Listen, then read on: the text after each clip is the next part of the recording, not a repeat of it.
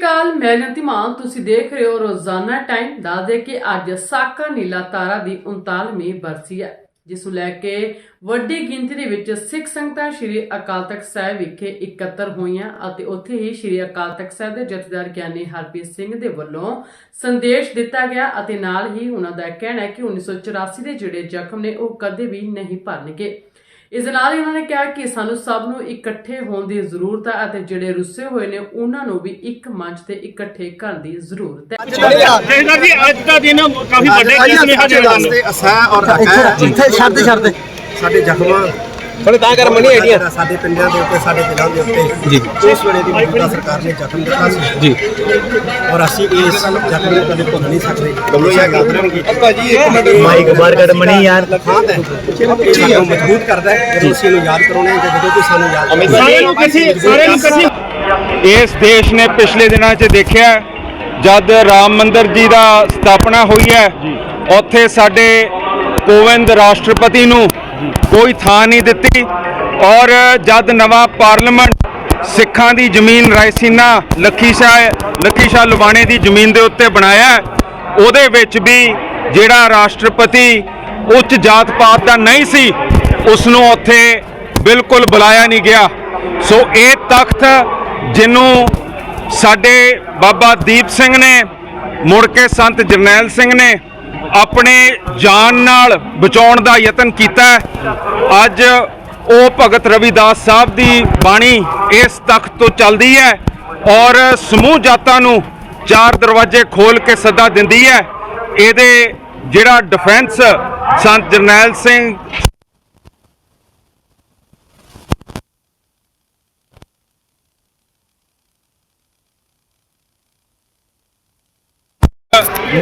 ਜਹਾਨ ਵਾਸਤੇ ਇੱਕ ਸਥਾਨ ਹੈ ਜਿੱਥੇ ਚਾਹੇ ਤੁਸੀਂ ਜਿਹੜੇ ਮਰਜ਼ੀ ਜਾਤ ਪਾਤ ਦੇ ਹੋਣ ਤੁਹਾਡੇ ਲਈ ਉਰੇ ਥਾਂ ਹੈਗੀ ਹੈ, ਜੋ ਕਿ ਜਿਹੜੇ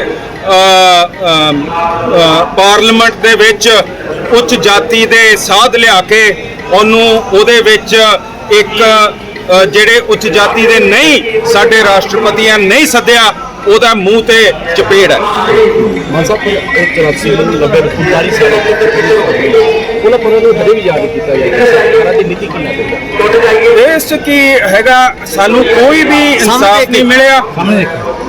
ਇਹ ਜਿਹੜਾ ਉਰੇ ਬੀਤਿਆ ਹੈਗਾ ਉਹਦੇ ਵਿੱਚ ਤੁਸੀਂ ਦੇਖੋ 2000 ਤੋਂ ਉੱਤੇ ਉਰੇ ਬੇਕਸੂਰ ਲਾਸ਼ਾਂ ਵੱਢੀਆਂ ਗਈਆਂ ਸੀ ਆਰਮੀ ਦੀਆਂ।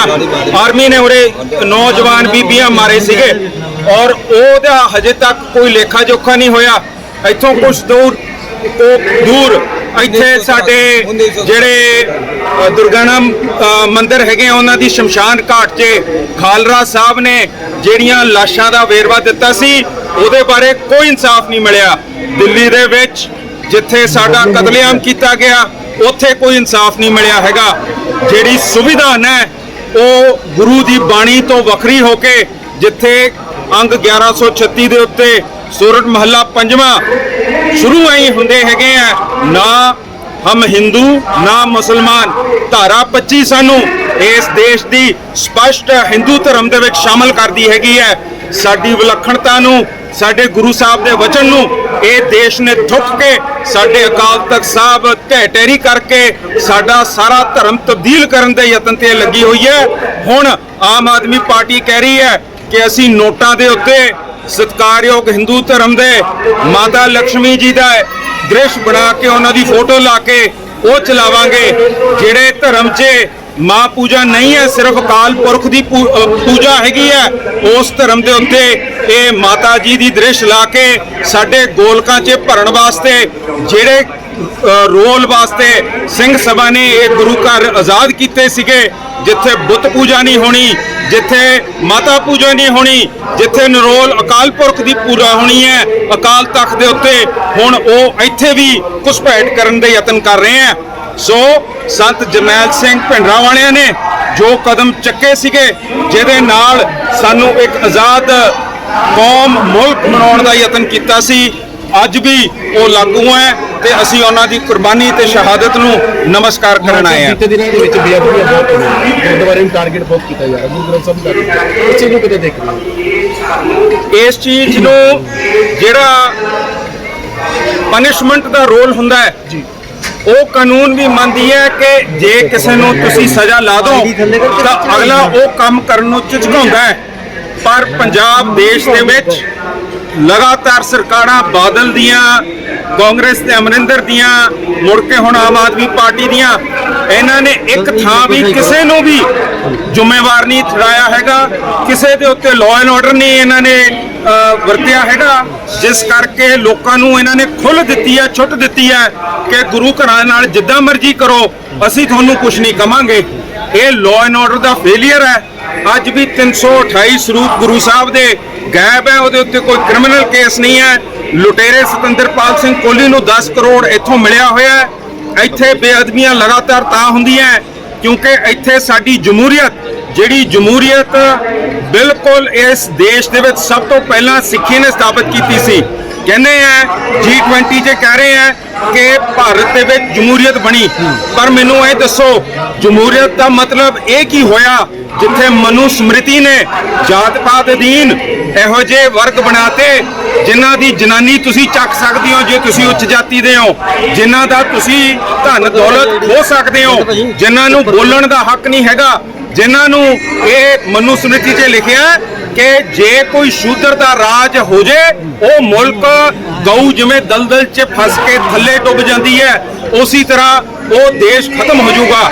ਜਿਸ ਕਰਕੇ ਇਹ ਮਨੂਵਾਦੀ ਸੋਚ ਅਧੀਨ ਬੀਜੇਪੀ ਨੇ ਰਾਸ਼ਟਰਪਤੀ ਜੋ ਕਿ ਉੱਚ ਜਾਤੀ ਦੇ ਨਹੀਂ ਹੈ ਉਹਨਾਂ ਨੂੰ ਉੱਥੇ ਵੜਨ ਹੀ ਨਹੀਂ ਦਿੱਤਾ ਹੈਗਾ।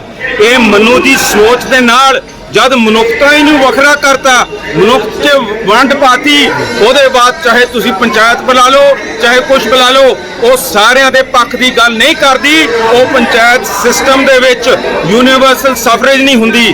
ਜਿਹੜਾ ਡੈਮੋਕ੍ਰੇਸੀ ਤੇ ਜਮਹੂਰੀਅਤ ਬਣਿਆ ਉਹ ਸਿੱਖ ਗੁਰਦੁਆਰਾ ਐਕਟ, ਸਿੰਘ ਸਭਾ ਦੀ ਲੜਾਈ ਅਧੀਨ ਉਹਨਾਂ ਨੇ ਲੜ ਕੇ ਸਭ ਤੋਂ ਪਹਿਲਾਂ ਇਸ ਵਿਸ਼ਵ ਦੇ ਵਿੱਚ ਬੀਬੀਆਂ ਨੂੰ ਵੋਟ ਪਾਉਣ ਦਾ ਹੱਕ ਦਿੱਤਾ, ਜਿਹੜਾ ਕਿ ਬ੍ਰਿਟਾਨੀਆ 'ਚ ਨਹੀਂ ਸੀ, ਅਮਰੀਕਾ 'ਚ ਨਹੀਂ ਸੀ। ਸਿੱਖ ਗੁਰਦੁਆਰਾ ਐਕਟ ਨੇ ਯੂਨੀਵਰਸਲ ਸਫਰੇਜ ਇੱਥੇ ਸਥਾਪਿਤ ਕੀਤੀ ਹੈ। ਮਨੂ ਦੀ ਸੋਚ ਅਧੀਨ ਕੋਈ ਯੂਨੀਵਰਸਲ ਸਫਰੇਜ ਨਹੀਂ ਹੋ ਸਕਦੀ, ਜਮਹੂਰੀਅਤ ਨਹੀਂ ਹੋ ਸਕਦੀ।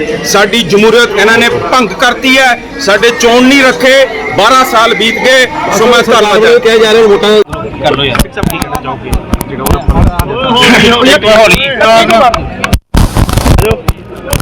ਸਿੰਘ ਸਾਹਿਬ ਨੇ ਅੱਜ ਇਕੱਠਾ ਹੋਣ ਦਾ ਸੰਦੇਸ਼ ਦਿੱਤਾ ਕਿ ਸਾਰੇ ਇਕੱਠੇ ਹੋ ਕੇ ਚੱਲੀਏ, ਇੱਕਜੁੱਟ ਕਿਵੇਂ ਸ਼ੁਰੂਆਤ ਕਿਵੇਂ ਕਰੋਗੇ? ਵਾਹਿਗੁਰੂ ਜੀ ਵੇਖੋ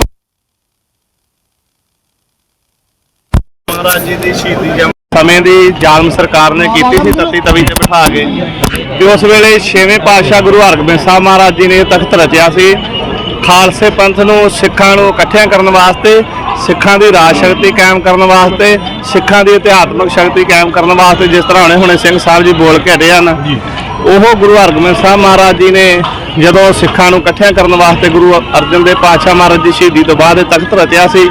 ਅੱਜ ਸਿੰਘ ਸਾਹਿਬ ਜੀ ਨੇ ਵੀ ਉਹੋ ਹੀ ਸਾਰੇ ਖਾਲਸੇ ਪੰਥ ਨੂੰ ਬੇਨਤੀ ਕੀਤੀ। ਸਿੰਘ ਸਾਹਿਬ ਜੀ ਦੇ ਹੁਕਮ ਹੀ ਹੁੰਦੇ ਹਨ ਵੀ ਸਾਰਾ ਖਾਲਸਾ ਪੰਥ ਸ੍ਰੀ ਅਕਾਲ ਤਖਤ ਸਾਹਿਬ ਜੀ ਦੇ ਝੰਡੇ ਥੱਲੇ ਇਕੱਠਾ ਹੋਵੇ। ਅਸੀਂ ਤੇ ਪਹਿਲਾਂ ਹੀ ਸ੍ਰੀ ਅਕਾਲ ਤਖਤ ਸਾਹਿਬ ਜੀ ਨੂੰ ਸਾਰੀਆਂ ਨਿਹੰਗ ਸਿੰਘ ਜਥੇਬੰਦੀਆਂ, ਰੰਗਰੇਟਾ ਸਮਾਜ ਸਾਰਾ ਸਮਰਪਿਤ ਹੈ। ਹੁਣ ਵੀ ਜਿੱਦਾਂ ਦਾ ਹੁਕਮ ਹੋਊਗਾ ਉਸੇ ਤਰ੍ਹਾਂ ਹੀ ਸਿੰਘ ਸਾਹਿਬ ਜੀ ਦੇ ਨਾਲ ਚੱਲਾਂਗੇ। ਜੂਨ 1984 ਦੇ ਸ਼ਹੀਦਾਂ ਦੀ ਅੱਜ ਅੰਤਮ ਅਰਦਾਸ ਜਿਹੜੀ ਹਰ ਸਾਲ ਹੀ ਸ੍ਰੀ ਅਕਾਲ ਤਖਤ ਸਾਹਿਬ ਵਿਖੇ ਕੀਤੀ ਜਾਂਦੀ ਹੈ ਤੇ ਖਾਲਸੇ ਪੰਥ ਦੀ ਚੜ੍ਹਦੀ ਕਲਾ ਦੀ ਇਹ ਪ੍ਰਤੀਕ ਹੈ, ਕਿਉਂਕਿ ਜੂਨ 1984 ਨੂੰ ਜਿਸ ਤਰ੍ਹਾਂ ਸਿੰਘ ਸਾਹਿਬ ਜੀ ਨੇ ਦੱਸ ਕੇ ਹਟੇ ਨੇ ਵੀ ਜਿੰਨਾ ਵੀ ਸਿੱਖ ਯਾਦ ਕਰਨਗੇ ਉਨੇ ਹੀ ਸਿੱਖਾਂ ਦੀ ਜਿਹੜੀ ਆਤਮਿਕ ਸ਼ਕਤੀ ਮਜ਼ਬੂਤ ਹੋਊਗੀ, ਰਾਜ ਸ਼ਕਤੀ ਰਾਜ ਪ੍ਰਾਪਤ ਕਰਨ ਵਾਸਤੇ ਰਾਜ ਇੱਛਾ ਦੀ ਜਿਹੜੀ ਸ਼ਕਤੀ ਉਹ ਮਜ਼ਬੂਤ ਹੋਵੇਗੀ। ਅਸੀਂ ਵੀ ਗੁਰੂ ਖਾਲਸੇ ਦੀ ਪੰਥ ਦੀ ਚੜ੍ਹਦੀ ਕਲਾ ਦੀ ਅਰਦਾਸ ਕਰਦੇ ਹਾਂ। ਵਾਹਿਗੁਰੂ ਜੀ ਕਾ ਖਾਲਸਾ, ਵਾਹਿਗੁਰੂ ਜੀ ਕੀ ਫਤਿਹ। ਸਿੰਘ ਸਾਹਿਬ ਦੇ ਵੱਲੋਂ ਇੱਕ ਵੀ ਅਪੀਲ ਕੀਤੀ ਗਈ ਹੈ ਕਿ ਗੁਰੂ ਦੀ ਜਿਹੜੀਆਂ ਬੇਅਦਬੀਆਂ ਹੋ ਰਹੀਆਂ ਨੇ ਸਾਨੂੰ ਆਪ ਹੀ ਪਹਿਰਾ ਦੇਣਾ ਪਵੇਗਾ। ਹੁਣ ਵੇਖੋ ਜੀ, ਜਿਤਨੇ ਨਿਹੰਗ ਸਿੰਘਾਂ ਦੀਆਂ ਤੁਸੀਂ ਛਾਉਣੀਆਂ ਤੇ ਗੁਰੂ ਗ੍ਰੰਥ ਸਾਹਿਬ ਪਾਤਸ਼ਾਹ ਮਹਾਰਾਜ ਜੀ ਦੇ ਪਾਵਨ ਸਰੂਪ ਸ਼ੋਭਤ ਹਨ, ਜਿੱਥੇ ਤਿਆਰ ਤਿਆਰ ਖਾਲਸਾ ਨਿਹੰਗ ਸਿੰਘ ਆਪਣੇ ਰਵਾਇਤੀ ਸ਼ਾਸਤਰਾਂ ਦੇ ਨਾਲ ਲੈਸ ਹੋ ਕੇ ਦਿਨ ਰਾਤ ਉੱਥੇ ਪਹਿਰੇ ਤੇ ਰਹਿੰਦੇ ਹਨ। ਜਿੱਥੇ ਗੁਰੂ ਸਾਹਿਬ ਜੀ ਦਾ ਪ੍ਰਕਾਸ਼ ਹੋਣਾ ਚਾਹੁੰਦਾ, ਮੇਰੀ ਆਪਣੀ ਨਿੱਜੀ ਰਾਏ ਹੈ ਵੀ ਜਿੱਥੇ ਪ੍ਰਕਾਸ਼ ਹੋਵੇ, ਜਿਸ ਤਰ੍ਹਾਂ ਗੁਰੂ ਗੋਬਿੰਦ ਸਿੰਘ ਮਹਾਰਾਜ ਜੀ ਦੇ ਸਮੇਂ, ਗੁਰੂ ਨਾਨਕ ਮਹਾਰਾਜ ਜੀ ਦੇ ਸਮੇਂ 24 ਘੰਟੇ ਸੇਵਾਦਾਰ ਤਿਆਰ ਉਹਨਾਂ ਦੇ ਨਾਲ ਰਹਿੰਦੇ ਸਨ। ਗੁਰੂ ਸਾਹਿਬ ਜੀ ਭਾਵੇਂ ਤੰਬੂ ਦੇ ਵਿੱਚ ਆਰਾਮ ਕਰਦੇ ਸਨ ਤੇ ਬਾਹਰ ਸਿੰਘਾਂ ਦਾ ਪਹਿਰਾ ਹੁੰਦਾ ਸੀ। ਇਸੇ ਤਰ੍ਹਾਂ ਦਾ ਹੀ ਗੁਰੂ ਗ੍ਰੰਥ ਸਾਹਿਬ ਮਹਾਰਾਜ ਦਾ ਸਤਿਕਾਰ ਹੋਣਾ ਚਾਹੀਦਾ ਹੈ, ਬਾਹਰ ਪਹਿਰਾ ਹੋਣਾ ਚਾਹੀਦਾ, ਹਰ ਇੱਕ ਗੁਰੂ ਘਰ ਦੇ ਅੰਦਰ ਪਹਿਰੇਦਾਰ ਹੋਣੇ ਚਾਹੀਦੇ ਆ, ਤਾਂ ਜੋ ਹੁਣ ਦੇਖੋ ਆਪਾਂ ਕੈਮਰੇ ਲਾ ਰਹੇ ਆ, ਕੈਮਰਿਆਂ ਨੇ ਤੇ ਸਾਨੂੰ ਉਦੋਂ ਜਦੋਂ ਮੌਕੇ ਤੇ ਘਟਨਾ ਹੋ ਰਹੀ ਉਹ ਥੋੜੀ ਦੱਸਣੀ ਆ, ਉਹ ਤੇ ਆਪਾਂ ਬਾਅਦ ਦੇ ਵਿੱਚ ਵੇਖਾਂਗੇ ਨਾ। ਪਰ ਜੇ ਕੋਈ ਆਪਾਂ 2-4 ਸੇਵਾਦਾਰ ਗੁਰੂ ਗ੍ਰੰਥ ਸਾਹਿਬ ਮਹਾਰਾਜ ਜੀ ਦੇ ਸਤਿਕਾਰ ਹਿੱਤ ਗੁਰਦੁਆਰਾ ਸਾਹਿਬ ਦੇ ਵਿੱਚ ਤੈਨਾਤ ਕਰਾਂਗੇ ਤੇ ਉਹ ਉਸੇ ਵੇਲੇ ਇਹ ਘਟਨਾ ਹੋਣ ਤੋਂ ਪਹਿਲਾਂ ਹੀ ਉਸ ਨੂੰ ਰੋਕ ਸਕਦੇ ਆ। ਇਸ ਕਰਕੇ ਮੈਂ ਤੇ ਜਿੰਨੇ ਵੀ ਗੁਰੂ ਘਰਾਂ ਦੀਆਂ ਪ੍ਰਬੰਧਕ ਕਮੇਟੀਆਂ ਨੇ ਉਹਨਾਂ ਨੂੰ ਬੇਨਤੀ ਕਰੂੰਗਾ ਕਿ ਵੱਧ ਤੋਂ ਵੱਧ ਰਵਾਇਤੀ ਸ਼ਸਤਰਾਂ ਨਾਲ ਲੈਸ ਜਿਹੜੇ ਨਿਹੰਗ ਸਿੰਘ ਹਨ ਇਹਨਾਂ ਨੂੰ ਗੁਰੂ ਘਰਾਂ ਦੀਆਂ ਪਹਿਰੇਦਾਰੀਆਂ ਦਿੱਤੀਆਂ ਜਾਣ, ਤਾਂ ਜੋ ਬੇਅਦਬੀ ਦੀਆਂ ਜਿਹੜੀਆਂ ਘਟਨਾਵਾਂ ਹੁੰਦੀਆਂ ਹਨ ਇਹਨਾਂ ਨੂੰ ਰੋਕਿਆ ਜਾ ਸਕੇ। ਬੰਦੀ ਸਿੰਘਾਂ ਨੂੰ ਲੈ ਕੇ ਕੀ ਤੁਹਾਡੇ ਵਿਚਾਰ? ਦੇਖੋ ਜੀ, ਬੰਦੀ ਸਿੰਘਾਂ ਦੀ ਰਿਹਾਈ ਵਾਸਤੇ ਮੋਰਚਾ ਲੱਗਾ ਹੋਇਆ ਹੈ ਤੇ ਹੁਣ ਤੁਸੀਂ ਵੇਖ ਰਹੇ ਭਾਈ ਲਖਵਿੰਦਰ ਸਿੰਘ ਜੀ ਲੱਖਾ, ਇੰਜੀਨੀਅਰ ਸਾਹਿਬ, ਹੋਰ ਜਿਹੜੇ ਸਿੰਘਾਂ ਨੂੰ ਪੱਕੀਆਂ ਜ਼ਮਾਨਤਾਂ ਮਿਲ ਰਹੀਆਂ ਹੈ। ਸਰਕਾਰ ਨਾਲ ਸਿੰਘ ਸਾਹਿਬ ਜੀ ਦੀ ਵੀ ਸੈਂਟਰ ਗਵਰਨਮੈਂਟ ਨਾਲ ਗੱਲ ਚੱਲ ਰਹੀ, ਹੋਰ ਵੀ ਜਥੇਬੰਦੀਆਂ ਦੀ ਗੱਲ ਚੱਲਦੀ ਆ। ਸਮੇਂ ਦੇ ਨਾਲ ਉਹ ਵੀ ਜਿਹੜੇ ਸਿੰਘ ਆ ਛੇਤੀ ਬਾਹਰ ਆਉਣ ਵਾਲੇ ਹਨ। ਸਿੰਘ ਸਾਹਿਬ, ਬੀਤੇ ਦਿਨਾਂ ਦੇ ਵਿੱਚ ਕਈ ਨਿਹੰਗ ਚੋਲਿਆਂ ਦੇ ਵਿੱਚ ਬੜੀਆਂ ਬੇਅਦਬੀਆਂ ਹੋਈਆਂ, ਜਿੱਦਾਂ ਕਿ ਇੱਕ ਕਾਲ ਕੀਤੀ ਗਈ ਸੀ ਨੌਜਵਾਨ ਦੇ, ਤੇ ਜਦੋਂ ਦੀ ਫੋਟੋ ਸਾਹਮਣੇ ਆਈ ਕਿ ਜਥੇਬੰਦੀ ਦਾ ਨੌਜਵਾਨ ਸੀ। ਜਥੇਬੰਦੀਆਂ ਤੇ ਜਿਹੜਾ ਨਾ ਕੋਈ ਵਿਧੀ ਵਿਧਾਨ ਹੁੰਦਾ ਹੈ ਆਪਣੇ ਨਿਹੰਗ ਸਿੰਘਾਂ ਨੂੰ ਭਰਤੀ ਕਰਨ ਦਾ, ਜੀ, ਜਿਹੜਾ ਉਹ ਪ੍ਰੋਸੈਸ ਦੇ ਅੰਦਰੋਂ ਦੀ ਵਿਧੀ ਵਿਧਾਨ ਦੇ ਵਿੱਚ ਉਹਦੀ ਲੰਘ ਕੇ ਨਿਹੰਗ ਸਿੰਘਾਂ ਦੀ ਭਰਤੀ ਦੇ ਵਿੱਚ ਨਿਹੰਗ ਸਿੰਘਾਂ ਦੀ ਜਥੇਬੰਦੀ ਦੇ ਵਿੱਚ ਭਰਤੀ ਹੁੰਦਾ ਹੈ ਨਾ, ਉਹ ਨਿਹੰਗ ਸਿੰਘਾਂ ਦਾ ਜਿਹੜਾ ਮੈਂਬਰ ਗਿਣਿਆ ਜਾਂਦਾ ਹੈ।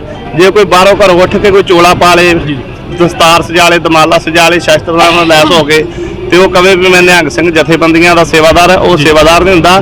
ਉਹ ਸਗੋਂ ਸੰਪਰਦਾਵਾਂ ਨੂੰ, ਜਥੇਬੰਦੀਆਂ ਨੂੰ ਬਦਨਾਮ ਕਰਨ ਵਾਸਤੇ ਇਹੋ ਜਿਹੇ ਜਿਹੜੀਆਂ ਖਰਾਬ ਕਰਦੇ ਆ।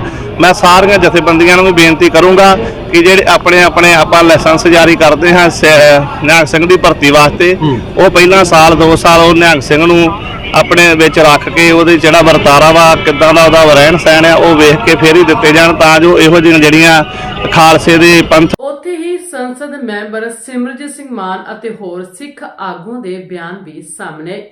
ਸੋ ਦੱਸ ਦੇ ਕਿ ਅੱਜ ਸਾਕਾ ਨੀਲਾ ਤਾਰਾ ਦੀ 39ਵੀਂ ਬਰਸੀ ਹੈ, ਜਿਸ ਮੌਕੇ ਸਿੱਖ ਸੰਗਤਾਂ ਪਹੁੰਚੀਆਂ। ਉੱਥੇ ਹੀ ਜਥੇਦਾਰ ਦੇ ਸੰਦੇਸ਼ ਤੋਂ ਬਾਅਦ ਸਿਮਰਜੀਤ ਸਿੰਘ ਮਾਨ ਦਾ ਵੀ ਬਿਆਨ ਸਾਹਮਣੇ ਆਇਆ ਤੇ ਹੋਰ ਸਿੱਖ ਆਗੂ ਜਿਹੜੇ ਪਹੁੰਚੇ ਹੋਏ ਸਨ ਉਹਨਾਂ ਨੇ ਵੀ ਜਿਹੜੇ ਕਿ ਸਾਕਾ ਨੀਲਾ ਤਾਰਾ ਦੀ ਬਰਸੀ ਮੌਕੇ ਬਿਆਨ ਦਿੱਤੇ ਗਏ। ਉਹਨਾਂ ਦਾ ਕਹਿਣਾ ਹੈ ਕਿ ਜਿਹੜਾ 1984 ਦਾ ਦੁਖਾਂਤ ਆ ਉਸ ਨੂੰ ਕਦੇ ਵੀ ਭੁਲਾਇਆ ਨਹੀਂ ਜਾ ਸਕਦਾ। ਅਜਿਹੇ ਜ਼ਖਮ ਨੇ ਜਿਹੜੇ ਕਿ ਸਰਕਾਰਾਂ ਨੇ ਸਾਨੂੰ ਦਿੱਤੇ ਨੇ ਜੋ ਕਿ ਰਹਿੰਦੀ ਉਮਰ ਤੱਕ ਨਹੀਂ ਭੁੱਲੇ ਜਾ ਸਕਦੇ।